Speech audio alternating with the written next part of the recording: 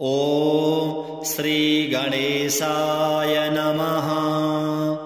अथ श्री गजानन स्तोत्रम्। देवर्षयः ऊचुः नमस्ते गजवक्त्राय गजाननस्वरूपिणे पराशरसुतायैव वत्सलासूनवे नमः। व्यासभ्रात्रे शुकस्यैव पितृव्याय नमो नमः। अनादिगणनाथाय स्वानन्दावासिने नमः। रजसा सृष्टिकर्ते ते सत्वतः पालकाय वै तमसा सर्वसंहर्त्रे गणेशाय नमो नमः। सुकृतेः पुरुषस्यापि रूपिणे परमात्मने बोधाकाराय वै तुभ्यं केवलाय नमो नमः। स्वसंवेद्याय देवाय योगाय गणपाय च शान्तिरूपाय तुभ्यं वै नमस्ते ब्रह्मनायक। विनायकाय वीराय गजदैत्यस्य शत्रवे मुनिमांसनिष्ठाय मुनीनां पालकाय च देवरक्षकरायैव विघ्नेशाय नमो नमः। वक्रतुण्डाय धीराय चैकदन्ताय ते नमः। त्वयायं निहतो दैत्यो गजनामा महाबलः ब्रह्माण्डे मृत्युसंहीनो महाश्चर्यं कृतं विभो। हते दैत्येऽधुना कृष्णं जगत्सन्तोषमेष्यति। स्वाहा स्वधायुतं पूर्णं स्वधर्मस्थं भविष्यति। एवम् उक्त्वा गणाधीशं सर्वे देवर्षयस्ततः प्रणम्य तूष्णीभावं ते सम्प्राप्ता विगतज्वराः। कर्णौ सम्पीड्य गणप चरणे शिरसो ध्वनिः। मधुरः प्रकृतस्तैस्तु तेन तुष्टो गजाननः। तानुवाच मदीयाये भक्ताः परमभाविताः तैश्च नित्यं प्रकर्तव्यं भवद्भिर्नमनं यथा। तेभ्योऽहं परमप्रीतो दास्यामि मनसीप्सिताम्। एतादृशं प्रियं मे च मननं नात्र संशयः। एवमुक्त्वा स्वतान् सर्वान् सिद्धिबुद्ध्यादिसंयुतः अन्तर्दधे ततो देवा मुनयः स्वस्थलं ययुः। श्रीगजानन देवार्पणमस्तु। देवर्षयः ऊचुः नमस्ते गजवक्त्राय गजाननस्वरूपिणे पराशरसुतायैव वत्सलासूनवे नमः। व्यासभ्रात्रे शुकस्यैव पितृव्याय नमो नमः। अनादिगणनाथाय स्वानन्दावासिने नमः। रजसा सृष्टिकर्ते ते सत्वतः पालकाय वै तमसा सर्वसंहर्त्रे गणेशाय नमो नमः। सुकृतेः पुरुषस्यापि रूपिणे परमात्मने बोधाकाराय वै तुभ्यं केवलाय नमो नमः।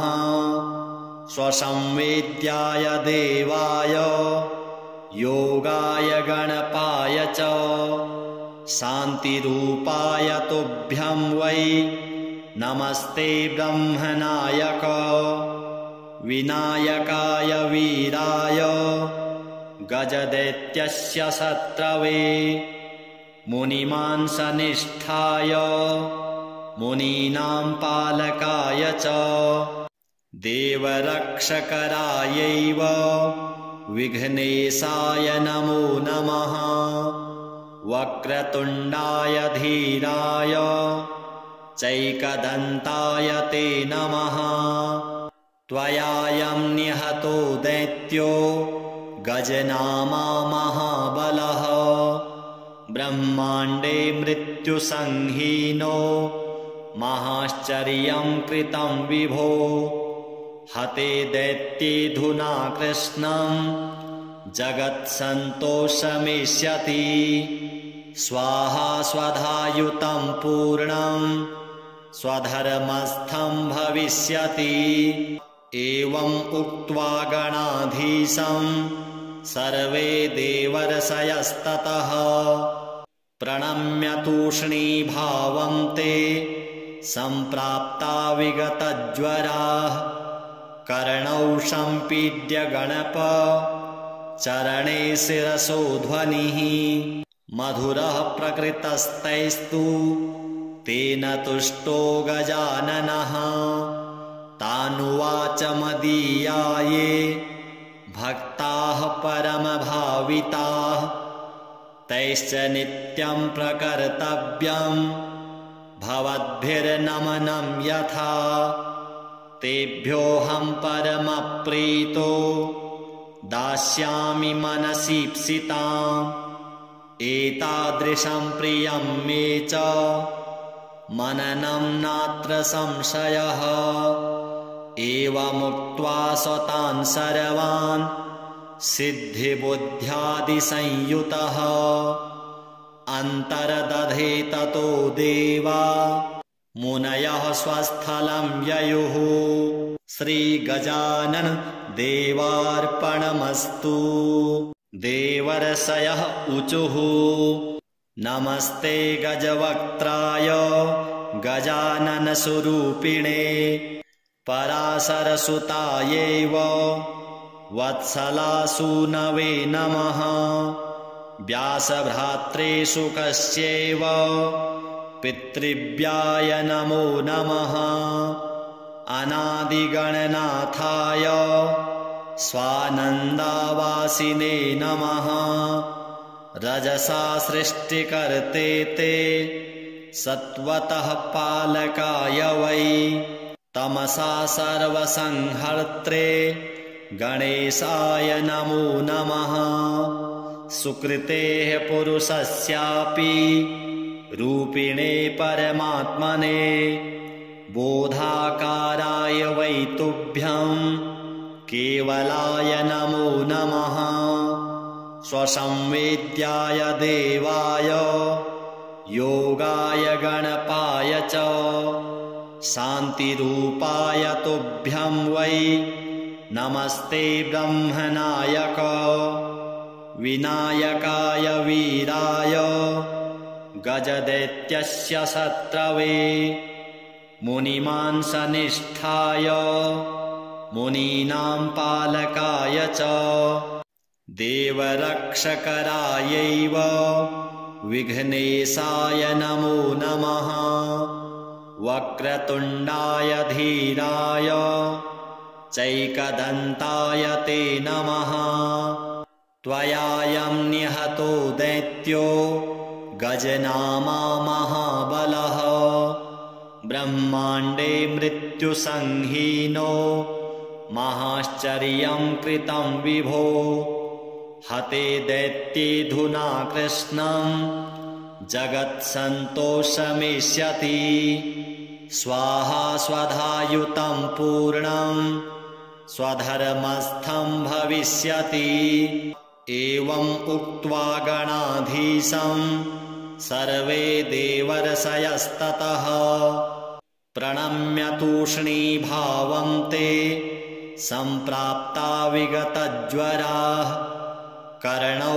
सम्पीड्य गणप चरणे शिरसो ध्वनिः मधुरः प्रकृतस्तैस्तु तेन तुष्टो गजाननः तानुवाच मदीयाये भक्ताः परमभाविताः तैश्च नित्यं प्रकर्तव्यं भवद्भिर्नमनं यथा तेभ्योऽहं परमप्रीतो दास्यामि मनसीप्सिताम् एतादृशं प्रियं मे च मननं नात्र संशयः एवमुक्त्वा स्वतान् सर्वान् सिद्धिबुद्ध्यादिसंयुतः अन्तर्दधे ततो देवा मुनयः स्वस्थलं ययुः श्रीगजानन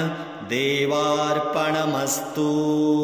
देवर्षयः ऊचुः नमस्ते गजवक्त्राय गजाननस्वरूपिणे पराशरसुतायैव वत्सलासूनवे नमः व्यासभ्रात्रे शुकस्यैव पितृव्याय नमो नमः अनादिगणनाथाय स्वानन्दावासिने नमः रजसा सृष्टिकर्ते ते सत्वतः पालकाय वै तमसा सर्वसंहर्त्रे गणेशाय नमो नमः सुकृतेः पुरुषस्यापि रूपिणे परमात्मने बोधाकाराय वै तुभ्यं केवलाय नमो नमः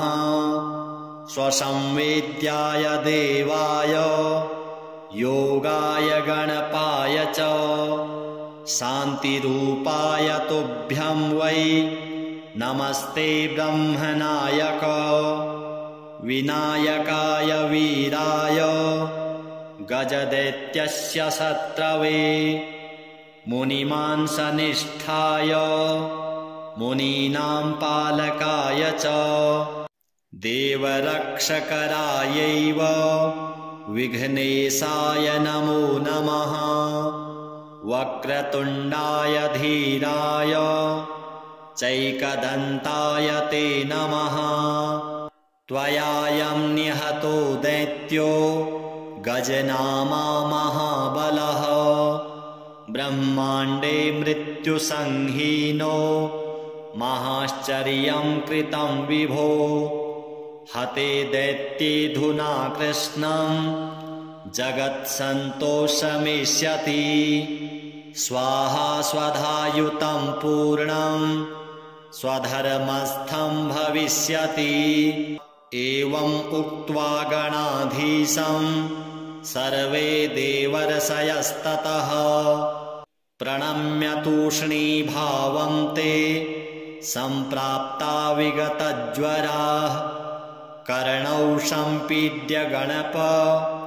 चरणे शिरसो ध्वनिः मधुरः प्रकृतस्तैस्तु तेन तुष्टो गजाननः तानुवाच मदीयाये भक्ताः परमभाविताः तैश्च नित्यं प्रकर्तव्यं भवद्भिर्नमनं यथा तेभ्योऽहं परमप्रीतो दास्यामि मनसीप्सिताम् एतादृशं प्रियं मे च मननं नात्र संशयः एवमुक्त्वा स्वतान् सर्वान् सिद्धिबुद्ध्यादिसंयुतः अन्तर्दधे ततो देवा मुनयः स्वस्थलं ययुः श्रीगजानन देवार्पणमस्तु।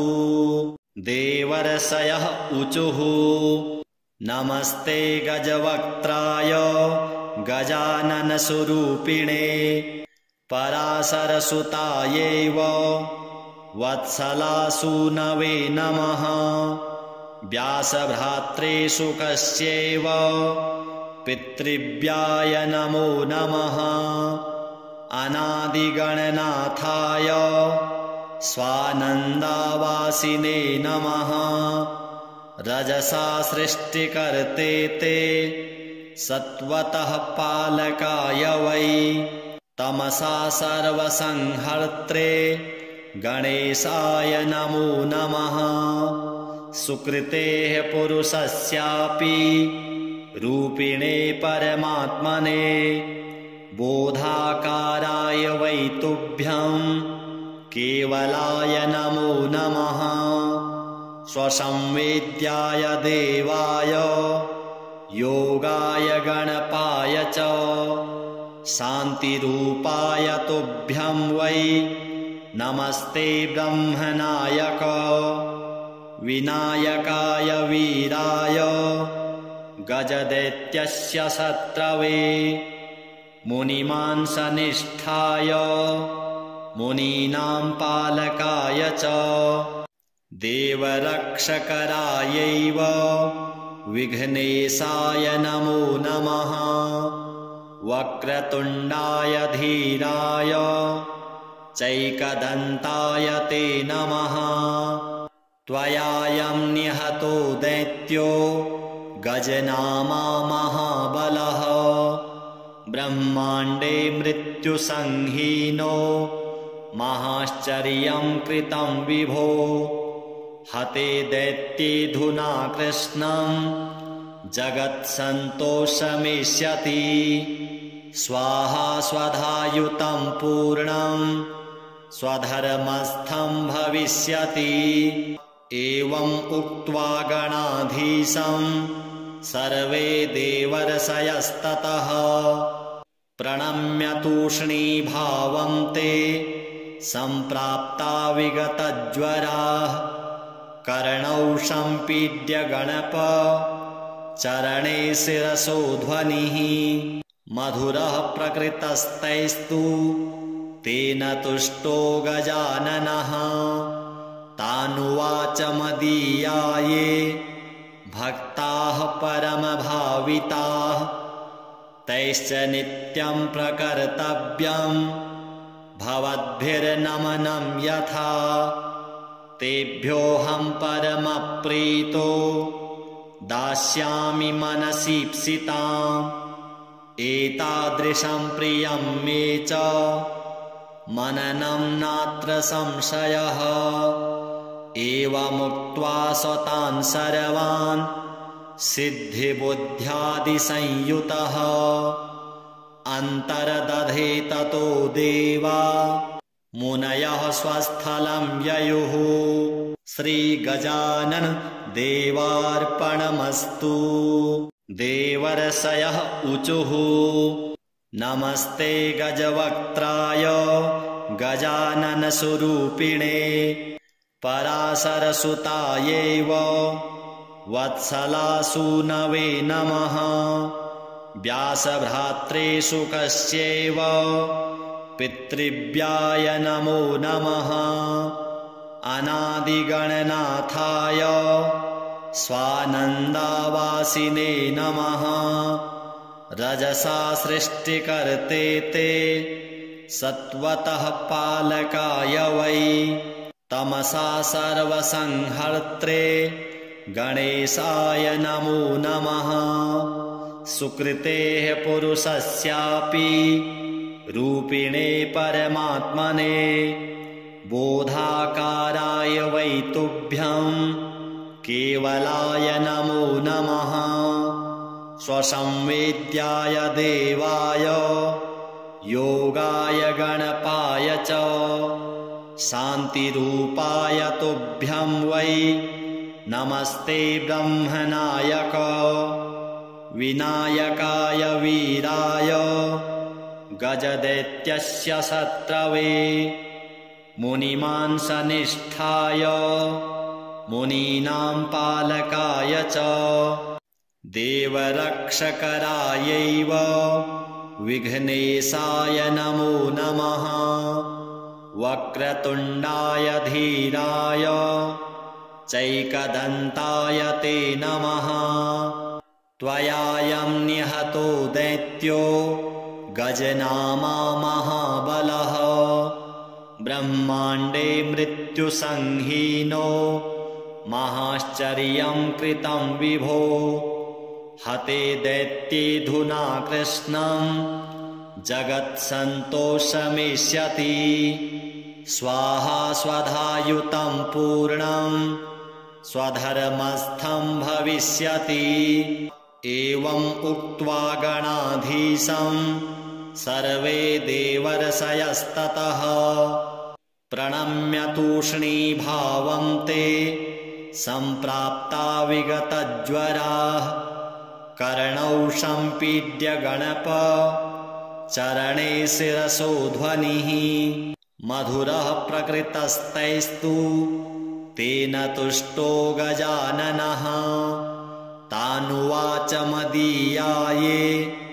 भक्ताः परमभाविताः तैश्च नित्यं प्रकर्तव्यं भवद्भिर्नमनं यथा तेभ्योऽहं परमप्रीतो दास्यामि मनसीप्सिताम् एतादृशं प्रियं मे च मननं नात्र संशयः एवमुक्त्वा स तान् सर्वान् सिद्धिबुद्ध्यादिसंयुतः अन्तर्दधे ततो देवा मुनयः स्वस्थलं ययुः श्रीगजानन देवार्पणमस्तु देवर्षयः ऊचुः नमस्ते गजवक्त्राय गजाननस्वरूपिणे पराशरसुतायैव वत्सलासूनवे नमः व्यासभ्रात्रे शुकस्यैव पितृव्याय नमो नमः अनादिगणनाथाय स्वानन्दावासिने नमः रजसा सृष्टिकर्ते ते सत्वतः पालकाय वै तमसा सर्वसंहर्त्रे गणेशाय नमो नमः सुकृतेः पुरुषस्यापि रूपिणे परमात्मने बोधाकाराय वै तुभ्यं केवलाय नमो नमः स्वसंवेद्याय देवाय योगाय गणपाय च शान्तिरूपाय तुभ्यं वै नमस्ते ब्रह्मनायक विनायकाय वीराय गजदैत्यस्य शत्रवे मुनिमांसनिष्ठाय मुनीनां पालकाय च देवरक्षकरायैव विघ्नेशाय नमो नमः वक्रतुण्डाय धीराय चैकदन्ताय ते नमः त्वयायं निहतो दैत्यो गजनामा महाबलः ब्रह्माण्डे मृत्युसंहीनो महाश्चर्यं कृतं विभो हते दैत्येऽधुना कृष्णं जगत्सन्तोषमेष्यति स्वाहा स्वधायुतं पूर्णं स्वधर्मस्थं भविष्यति एवम् उक्त्वा गणाधीशं सर्वे देवर्षयस्ततः प्रणम्य तूष्णीभावं ते सम्प्राप्ता विगतज्वराः कर्णौ सम्पीड्य गणप चरणे शिरसो ध्वनिः मधुरः प्रकृतस्तैस्तु तेन तुष्टो गजाननः तानुवाच मदीयाये भक्ताः परमभाविताः तैश्च नित्यं प्रकर्तव्यं भवद्भिर्नमनं यथा तेभ्योऽहं परमप्रीतो दास्यामि मनसीप्सिताम् एतादृशं प्रियं मे च मननं नात्र संशयः एवमुक्त्वा स तान् सर्वान् सिद्धिबुद्ध्यादिसंयुतः अन्तर्दधे ततो देवा मुनयः स्वस्थलं ययुः श्रीगजानन देवार्पणमस्तु। देवर्षयः ऊचुः नमस्ते गजवक्त्राय गजाननस्वरूपिणे पराशरसुतायैव वत्सलासूनवे नमः। व्यासभ्रात्रे शुकस्यैव पितृव्याय नमो नमः। अनादिगणनाथाय स्वानन्दावासिने नमः। रजसा सृष्टिकर्ते ते सत्वतः पालकाय वै तमसा सर्वसंहर्त्रे गणेशाय नमो नमः। सुकृतेः पुरुषस्यापि रूपिणे परमात्मने बोधाकाराय वै तुभ्यं केवलाय नमो नमः। स्वसंवेद्याय देवाय योगाय गणपाय च शान्तिरूपाय तुभ्यं वै नमस्ते ब्रह्मनायक। विनायकाय वीराय गजदैत्यस्य शत्रवे मुनिमांसनिष्ठाय मुनीनां पालकाय च देवरक्षकरायैव विघ्नेशाय नमो नमः। वक्रतुण्डाय धीराय चैकदन्ताय ते नमः। त्वयायं निहतो दैत्यो गजनामा महाबलः ब्रह्माण्डे मृत्युसंहीनो महाश्चर्यं कृतं विभो। हते दैत्येऽधुना कृष्णं जगत्सन्तोषमिष्यति। स्वाहा स्वधायुतं पूर्णं स्वधर्मस्थं भविष्यति। एवम् उक्त्वा गणाधीशं सर्वे देवर्षयस्ततः प्रणम्य तूष्णीभावं ते सम्प्राप्ता विगतज्वराः। कर्णौ सम्पीड्य गणप चरणे शिरसो ध्वनिः। मधुरः प्रकृतस्तैस्तु तेन तुष्टो गजाननः। तानुवाच मदीयाये भक्ताः परमभाविताः तैश्च नित्यं प्रकर्तव्यं भवद्भिर्नमनं यथा। तेभ्योऽहं परमप्रीतो दास्यामि मनसीप्सिताम्।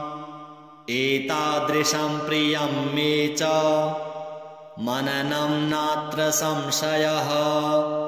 एवमुक्त्वा स तान् सर्वान् सिद्धिबुद्ध्यादिसंयुतः अन्तर्दधे ततो देवा मुनयः स्वस्थलं ययुः। श्रीगजानन देवार्पणमस्तु। देवर्षयः ऊचुः नमस्ते गजवक्त्राय गजाननस्वरूपिणे पराशरसुतायैव वत्सलासूनवे नमः। व्यासभ्रात्रे शुकस्यैव पितृव्याय नमो नमः। अनादिगणनाथाय स्वानन्दावासिने नमः। रजसा सृष्टिकर्ते ते सत्वतः पालकाय वै तमसा सर्वसंहर्त्रे गणेशाय नमो नमः। सुकृतेः पुरुषस्यापि रूपिणे परमात्मने बोधाकाराय वै तुभ्यं केवलाय नमो नमः।